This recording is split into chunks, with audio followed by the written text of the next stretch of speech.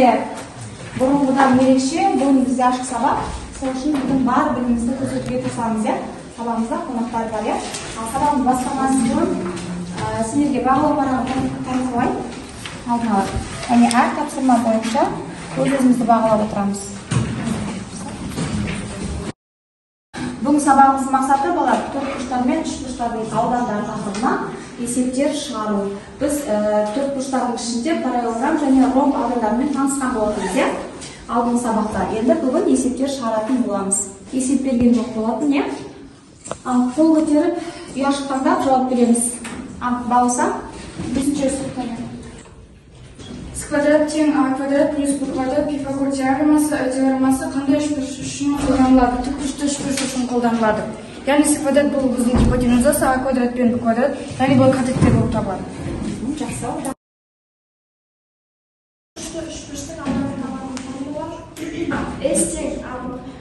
Келісеміз ба? Мүшелері? Жоқ. Кім жауап береді?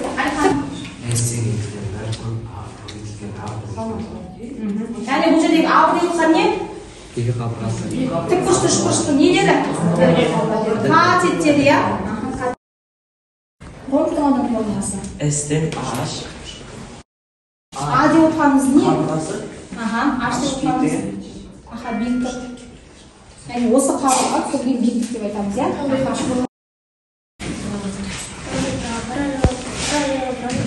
S көбейтілген A-ды және де B-H. A-ды көбейтіп B-H. Бұл жерде қабырғасымен осы қабырғасы ден биіктік болып тұр, иә? Толық жауап береміз балалар. Келесі. S-тен A көбейтілген B.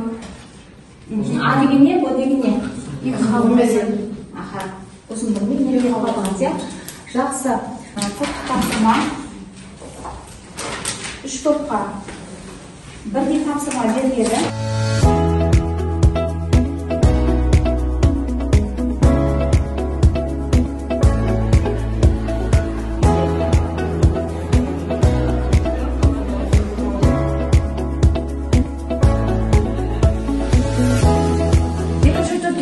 Бойынша суретке қарап есептің шартын құрған және де формулаларын жаза алған және ең соңында шешу арқылы ауданын тапқан. Біз бұл топқа 3-тен 3 деген балл қойдық. Қарап есептің шартын жаздым, оған 1 балл, формуланы жаздым, оған да 1 балл. Формуланы жазған және осы сурет арқылы аудан дұрыс таба білген. 3-тен 3 балл қойдық. Қандай формула қолданған?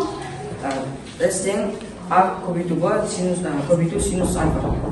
Бұл ненің аудандары бұл? Хайпограмм аудандары? Параллелограмм. Жақсы.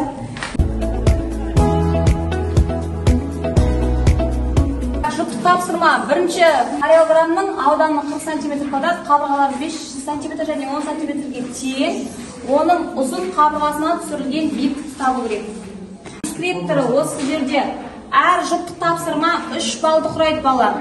Яғни есептің шартын жазу керексіңдер міндетті түрде. Екінші, формуланы табу керексіңдер, яғни қай формула қолданылады? Біз білеміз, иә, ромбтың өзінде 3 формула бар аудан табатын. Параллелограммда 2 формула бар, иә? Соны қайсысымен табамыз, яғни берілген мәндеріне байланысты.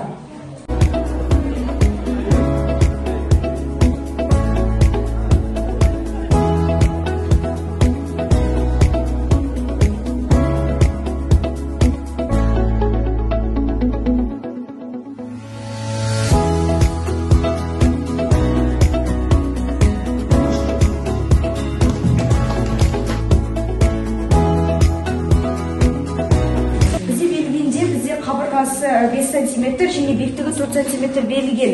Яғни бұл жерде бізде ромбтың ауданын табуымыз керек. Ромбтың ауданы А көбейтілген H. Яғни А-ды көбейту B-H. Яғни бізде шешуі аудан табу үшін бізде А мен H-ты көбейтеміз. Яғни 5 см мен қабырғасы биіктігін көбейттік. Яғни бізде жауабы 20 см квадрат шықты. Тамаша, дұрыс. Және 12 см болатын ромбының ауданын табу. Бізде ромбтың ауданын табу керек. Біз S-тен D1 көбейтілген D2 бөлінген 2 формуласына салдық. Сонда 3 көбейтілген 12 бөлінген 2 формуласында бізде 18 шықты. Дұрыс жарайсыздар. Бізге диагоналдары 6 см және 8 см болатын ромбтың ауданын табыңдар деп жұмыс берді. Ең бірінші біздің ромб суретін салдық. Яғни асы бұл бізде 6 сантиметр, ал АБ-ды 8 сантиметр болады. Формуланы жазады. Формула бізде S тең D1 көбейту D2 бөлу 2. Фигураның ауданы құралады. Бізде S тең 6 сантиметр көбейту 8 сантиметр, оны 2-ге бөлген кезде 24 сантиметр шықты. Ромбтың ауданы 24 сантиметр. 10 сантиметр қабырғалар 10 сантиметрге дейін 10 ұзындығын қабырғалар сөйлеп белгісін табу керек.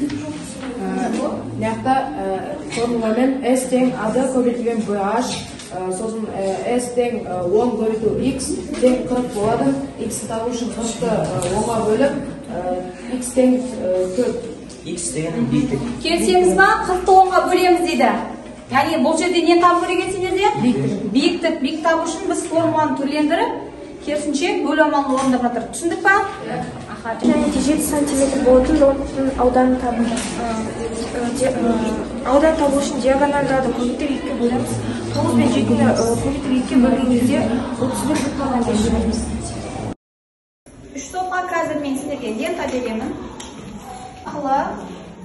Бірінші топ сендер параллелограмм жасап көрсетесіңдер. Екінші топ ромб жасайсыңдар. Үшінші топ үшбұрыш жасайсыңдар. Параллелограмм келсеңіз ба? Дұрыс па? Қасиеттерін айтып жөніңдерші, белгілері қандай қасиеттері параллелограмм? Қандай болады? Параллель болады, параллель болады, яғни енімдері бірге. Және де бұл жерде тікбұрыш биіктігі тікбұрыш жасап тұрады. Яғни қандай қабырғалары? Нақты айтамыз. Қарама қарсы қабырғалар параллель болады. Барлық бір-біріне параллель болмайды, иә? Жақсы. Келесі тік бұрышты үшбұрыш. Тік бұрышты. Ал қасиет айтып жіберіңіз. Оның бір бұрышы 90 градус болады. Бұрыштардың қосылысы 180 градусқа тең болады. Қабырғаның аттары? Катеттер мен гипотенуза. Жақсы, жайсына отырыңыз. Келесі топ ромб болу керек. Көрсетеміз. Қасиеттен айтып жіберіңіз ромбтың. Ромбтың ауданы екі қабырғасы мен олардың арасындағы бұрыштың синустың көлеңкесіне тең. Ромбтың жалпы градусы 360 градусқа тең. Ал қабырғалар туралы. Қабырғалар қандай болады? Өзара ма? Барлығы ма? Барлық қабырғасы тең болады, иә? Жақсы, жарайсыңдар.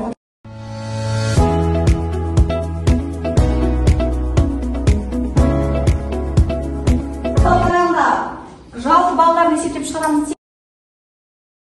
5 болса 9-10 ұпай.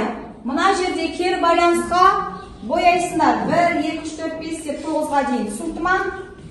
Жазып түсті. Мен бүгінгі сабақта барлығына түсіндім. Сары түс мүлде сабақ түсініксіз болса, онда қызыл түске қоямыз. Сұрағыңыз бар болса, онда мынау кері байланыстың артына сұрақтарын жазып өткізсеңдер болады. Осы алдан өмірімізде қай кезде пайдаланамыз балалар?